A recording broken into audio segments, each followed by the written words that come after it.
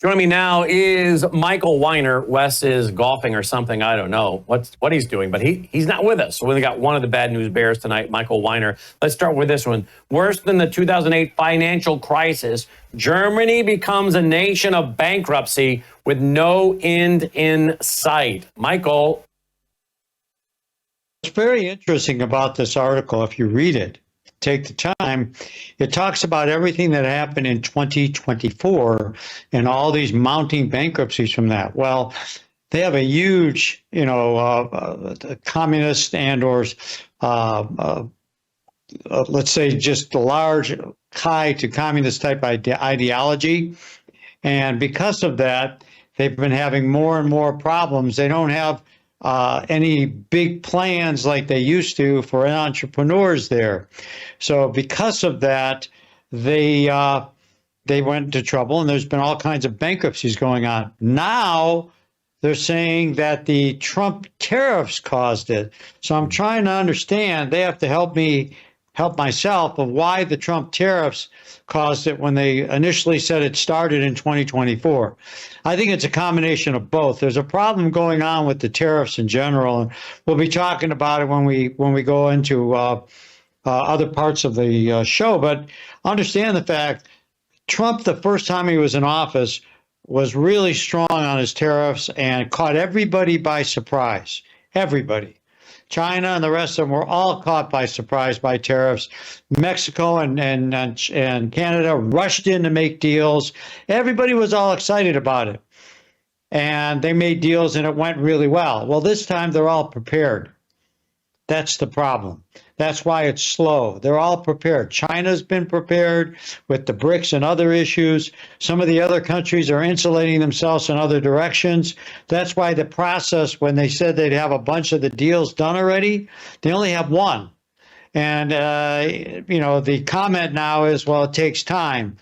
Don't overpromise and underdeliver.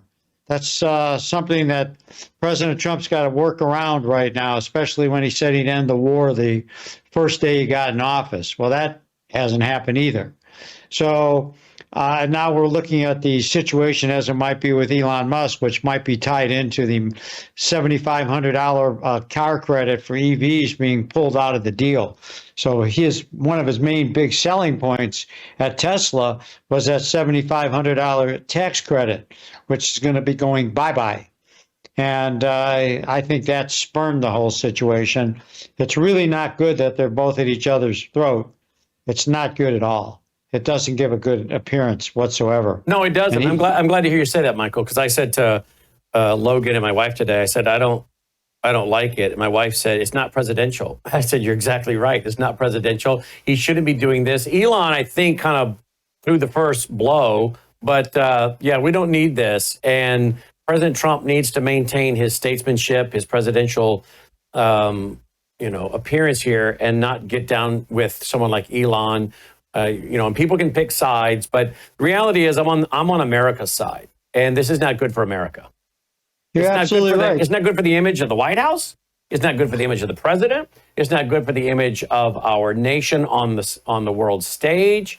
It makes me sad. It really does. It makes me sad. Watching this unfold today has made me sad because I just think President Trump doesn't need this now. Elon, was brought into the inner circle, right? And I know he feels like he helped President Trump get elected, but President Trump got elected the first time without Elon. They can each have their positions, but at the end of the day, it makes me sad because our country doesn't need one more distraction. And as I said in the Worldview Report tonight, we don't need more reasons for people to say, you know what? I'm done with all the politics. I'm done with all the politicians, phooey on all of them, and just turn it off. And we need more people engaged, not finding reasons to say, I'm sick of all of them and disengaging. So it just makes me sad. I don't know. That's all I was hoping that the two of them would have worked this out privately. Yes. You would think that their relationship, he's in the office with his kid. He's dragging his kid everywhere. He helped out with the space situation, brought those people home. Actually, in some respect, Elon didn't work great with Trump only because some people looked at him as this ultra-rich guy who's backing him. So I don't know if Elon might be overstating himself, but there might be be more to this story than we know, because why didn't they just work it out? It would have seemed to me that these guys had a good private relationship. Yep. Why did it ever go to public? That's In other words, they both have a lot to lose by going to this, and they both would have had a lot to gain by working it out privately. and strangely enough, look at the strategic time this is happening. It's happening right when he's trying to pass his bill. Yep. It's happening. It's hard to take away credibility from Elon when you've been talking Doge and all the cuts they're doing, and Doge, and we found a cut here, we found a cut there, and then you're also looking at the fact of what I call the financial trifecta coming up, which is the Basel III in July for gold, the reset in Rio, which is the BRICS, which are challenging the U.S. dollar, which is extremely weak right now, which we'll go into. And then finally, the Fort Knox issue. The best thing that Trump's got going for him right now is Scott Bessent, because that guy is probably the best treasurer we've ever had. You do know now it's scuttlebutt. I can't remember what agency put it out, what news group put it out, but there's word that there was a little bit of a shoving match by Elon against Bessent in the Oval Office. Did you know that? No, I didn't hear that. Logan, you heard that, right? Yeah, I heard rumors today. Yeah, it was rumors. What group put that out? So I don't know. To your point, Scott Bessent. Let's see if I can find that. Well, But again, to your point, there's got to be more to this, right? there's more to this story. This should have been handled privately in-house. It should never have gone to the public.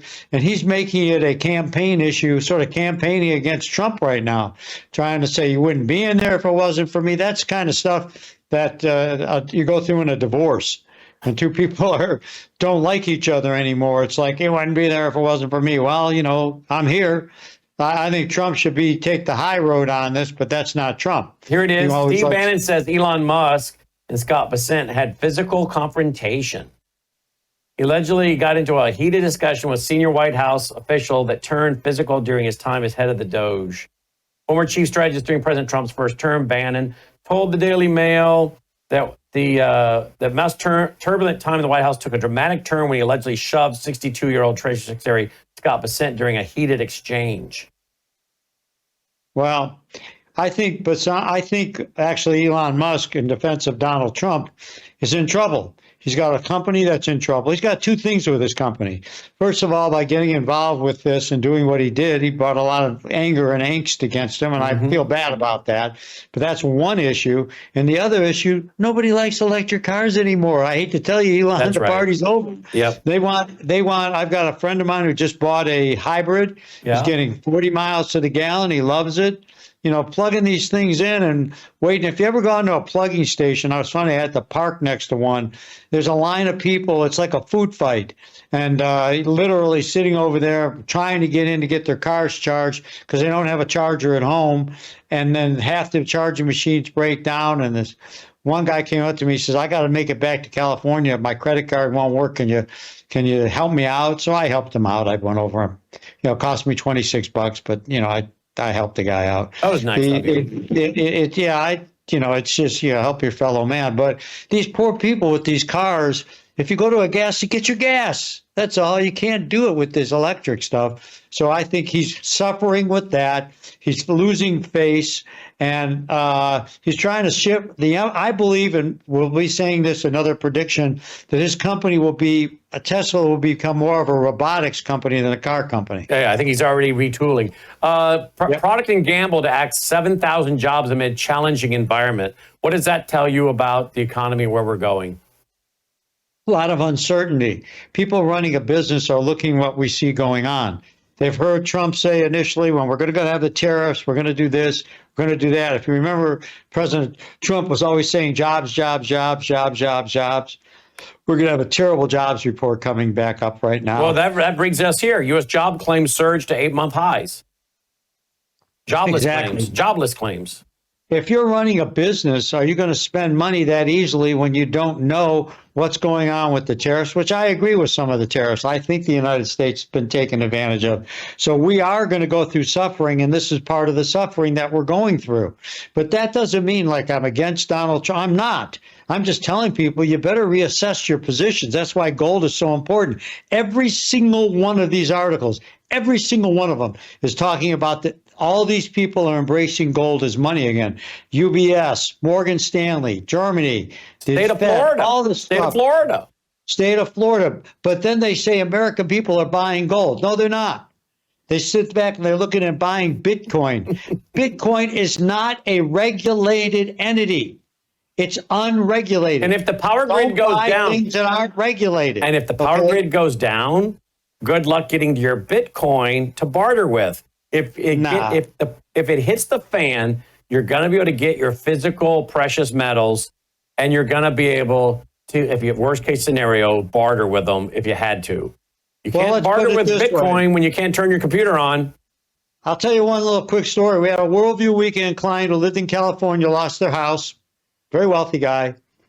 He didn't use Bitcoin. He came over here, drove to Arizona with $286,000 worth of his gold because he had no money and no house available. His bank was shut down because he couldn't have access to his bank account. Was this 'cause he during didn't the have a fire? Was this driver's during the license. fires? During the fire. Didn't have his driver's license. He lost it. The state wouldn't give him a new license because he had no active mailing address. Real mess. So he came to Arizona to buy a house. He's moving everything over. He said, the only thing I got in my possession that I can get liquid with right now is my gold. I gave him a check for $286,000. And guess what? I didn't need his social, his driver's license. Sort of smiled and I said, you know, I know you and Brandon talked about how this worked, but boy, this is great. I feel good. I got my money. Nobody bothered me, and I'm protected, and it's private. So you people out there who are sitting on your hands when Wes and I are sending you these requests and Brandon and you are talking to you, you better get active because you're going to pay me $4,000 an ounce the end of the year. Trust me. You better get your. Close to October. I highly suggest you get your free packet.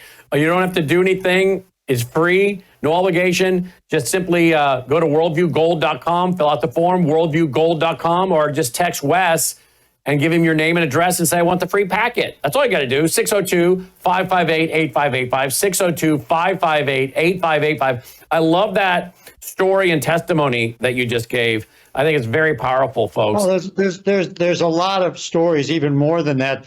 When you're dealing with people right now, I had a lady who's a client of ours who had all kinds of problems at her bank. Her husband died, and she called me up and said, I'm sort of desperate. I never thought I would be. We've got a lot of money tied up in trusts, but the bank wants all these trust papers, and I can't get liquid with what I need, and I'm trying to move things around since the funeral, and I don't have any ready cash. Can I send you in like 10 coins and get some money? First of all, she didn't realize they doubled in value.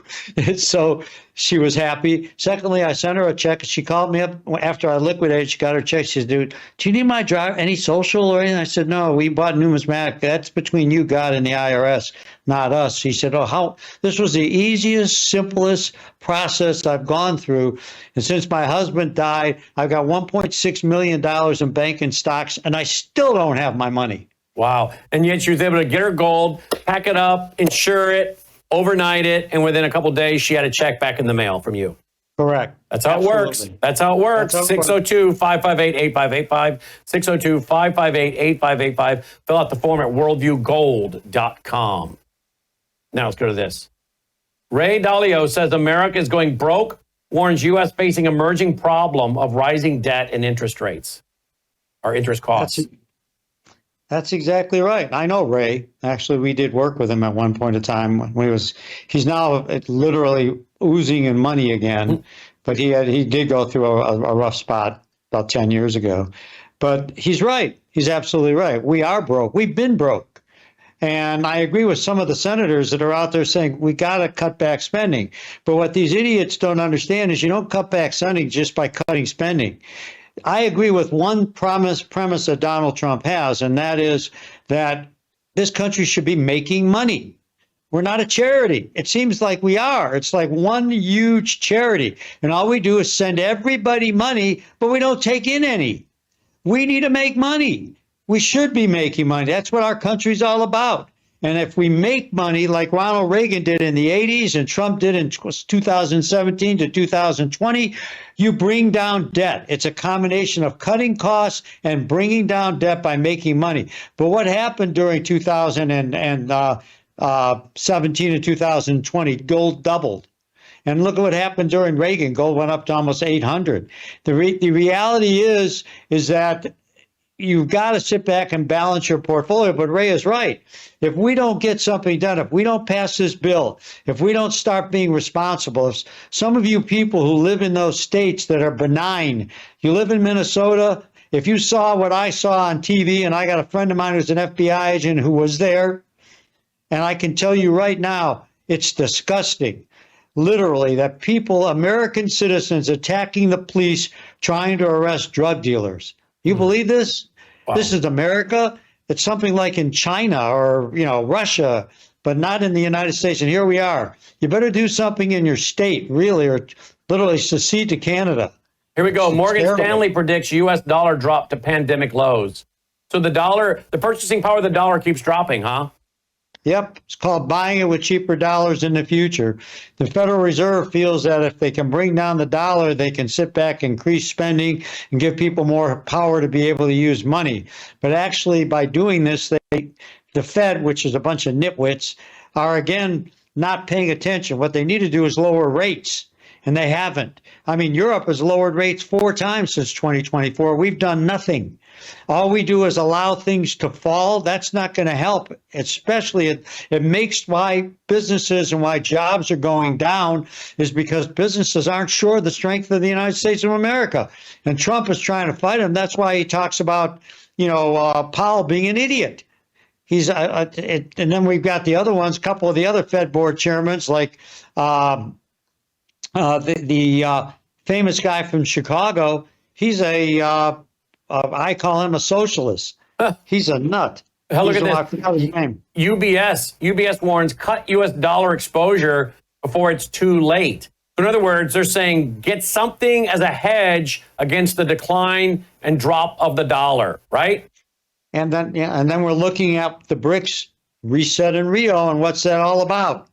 China taking over the world reserve currency platform. China offering an alternative to the U.S. dollar. And they also, by the way, are backing this currency, this SWIFT system, their digital currency, partially with gold. They're all over gold inclusion.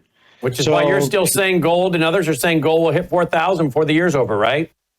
I'm saying gold in October at 4,000. By the end of the year, 4,200, 4,300. And you could also see 3,800 literally by August after this big event coming up. But, we keep calling After people. what big event? After the BRICS big event? The BRICS big event and the Basel III. And the reality is, the Basel III, the reality is that people are all saying gold's too high. I've been hearing gold's too high since it was $42.50. Good luck with that. So. And where's silver? Where's silver by the end of the year? I'm looking at $50 to $60 an ounce. By the end of the year for silver? Once silver breaks $35, it's going to shoot up to 45 and then test 50. So if it busts through 50, the people or naysayers out there will rush it up the rest of the way. But you got to be careful with silver because silver is like a bottle rocket. Bottle rockets, when we were kids, you put them in a bottle and you lit it up and it flew straight up in the air like a rocket and flew straight down again. So silver tends to be a bottle rocket. When it comes down, the last time in 2012, it dropped 82%. 82% from $50 down to like $11. So if you have Wes and I, you won't have a problem. That's all I can tell you. Because you'll help them balance their portfolio. Correct. Yeah. And by the way, we're calling people right now and we're letting people know, and Wes is sending out all kinds of information. And some people say, well, I don't need to talk to you. And I say, look, we try to let you know things ahead of time. Do you want me to let the bullet hit you? You're laying on the ground bleeding, and then I'll call you? Then I'll do that if you'd like. If not, I'm going to let you know ahead of time what's going on, not after. And that's what we try to do on this show, and that's what you've been doing for years, forewarning people. That's right. Forewarned is forearmed, and if you don't get forewarned, you're a fool. Yep. Forearmed. Really.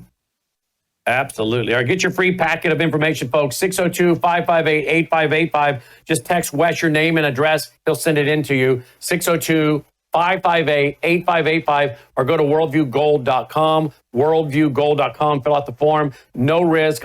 No, it's a free product, free portfolio, free brochure, and packets of information. Absolutely free. Worldviewgold.com or text your name and address to Wes. Say, I want that free packet. 602-558-8585. Thank you, Michael. You're welcome. Goodbye. Where's Dolly? I don't see her anymore. She was in the studio. She was here, and then she walked out a while ago. I don't know where she went, what she's doing, what she's up to. Maybe she's rejecting you, Brandon. That's the problem. I don't think so. That dog is becoming more and more tied to me. More and more. Very, very, very, very dependent on me. She's a little skittish of things. So normally we'll see when we're at the event. We'll see. Maybe we can bring Dolly to dinner. Well, when we go out to dinner, you bring Dolly. I'll buy her a steak too. Oh, there you go. She'll love that. She's a food hound. She loves food. Woo! I thought my other labs were food hogs. This one here is the biggest one yet. Thank you, Michael. Well, thank you. Have a great day. You too, Bye-bye. Michael Weiner checking in. Worldviewgold.com. All right, guys, before we go tonight, would you please consider going to worldviewfoundation.com, worldviewfoundation.com. Please consider going here right now. We put out so much content each and every day, producing like 12 shows now. And we give you a free Roku channel, iOS, iPhone app, Android app, Google TV, all kinds of stuff for distribution platforms. And it's free. Our bandwidth bill is over $8,000. Our bandwidth and storage bill for these files is over $8,000 a month last I checked. Hey, folks, please help us keep going. We're adding in a new history channel. Did that start yet today, guys? I'm not sure. We got a new history channel coming. We got our health channel going. We have the new history channel going. We're talking about a fourth channel, which would be a Bible prophecy channel. So again, folks, there's really not really anything that we together can accomplish if we just have the funding to do it. So help us, will you? Please consider going now. Worldviewfoundation.com. You'll also find our mailing address if you prefer to support us through the mail. Roll the music. Let's call it a night. And let's see, this Sunday night, Lord willing, I'll be back with my Sunday night series as I continue teaching through the book of Revelation. Revelation chapter 17, verse 1. I love teaching on Revelation 17 and 18. We're talking about the false global church, Revelation 17, verse 1. And then we get into the woman that rides the beast. That woman is Babylon. And the beast is the Antichrist and his 10 world assistants. And it's very interesting because Babylon is rising, folks. Literally 58 miles south of Baghdad. It's rising. We got a lot to get to. Sunday night, 8 p.m. Central, our Sunday night church service. Tell your family and friends about it. 8 p.m. Central, 9 Eastern, worldviewtube.com. Brought to you again by our foundation, worldviewfoundation.com. Till next time, I'm Brandon House. May God save America. Take care.